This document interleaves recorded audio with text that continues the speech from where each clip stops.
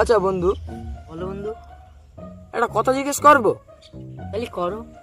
আচ্ছা বন্ধু, তোমার ধরো ফ্রিজ আছে, তোমার ধরো একটা গরু দেওয়া হলো, তুমি কি করে রাখবা ফ্রিজে? ধর, এত বড় গরু ফ্রিজের মধ্যে রাখা সম্ভব কোনোদিন? এ তো খুব ইজি। ফ্রিজের দরজাটা খুলবা, গরুটা ঢোকাবা, দরজা বন্ধ করে দেবো, হয়ে গেছে গরু। শালা কত বড় তেড়ো দেখেছো? আচ্ছা বন্ধু, তোমার ধরো এবার একটা মহিষ দেওয়া হলো, তা তুমি কি করে রাখবা ফ্রিজে এবার? এ তো খুব সহজ বন্ধু। ফ্রিজের দরজাটা খুলবো, মহিলটা ঢোকাবো, দরজাটা বন্ধ করে দেবো। এটা তো বন্ধু হলো না তো, গরুটা বের করবে কেরা? উঠ বাড়া, তোর সঙ্গে থাকলামই না, চলে গেলাম আমি। এ শোন শোন শোন, যাস নে, আর দুটো প্রশ্ন জিজ্ঞেস করবো, যদি প্রশ্ন দুটো উত্তর বলতে পারিস তা 500 টাকা দেবো, 500 টাকা। তাই বন্ধু, তাহলে প্রশ্ন দুটো করেই ফেল। জোরে বল। গলাতে বেরোচ্ছে না। লে বল।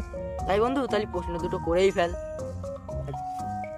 জঙ্গলে বাঘের বে হচ্ছে, তা সব প্রাণী গেছে, একটা প্রাণী যায়নি, কোন প্রাণী বলো দিন? তাহলে মনে হয় হরিণই যায়নি, কেন হরিণের সঙ্গে তো বাঘের শত্রুতা ছোটবেলা থেকেই। হরিণই যায়। দূর, তুই কিছু জানিস না, তুই ফ্রিজে যে মহিষটা বন্ধ করে গেলি সে কি করে যাবে? শালা 500 টাকার জন্য এখনো তোর সহ্য করে যাচ্ছি। লাস্ট প্রশ্নটা তাড়াতাড়ি কর।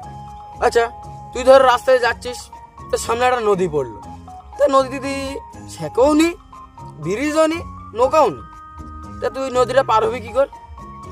নদীতে শাখাও নেই, নৌকাও নেই, তাহলে যাওয়া যায় কিরম কর? এই প্রশ্নের উত্তর সম্ভব না, তুই বল। কেন?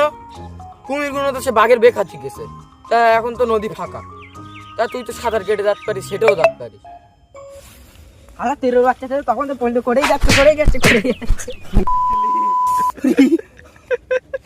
মাথা যে কোন উড়ে গে বল ফুটে গিয়ে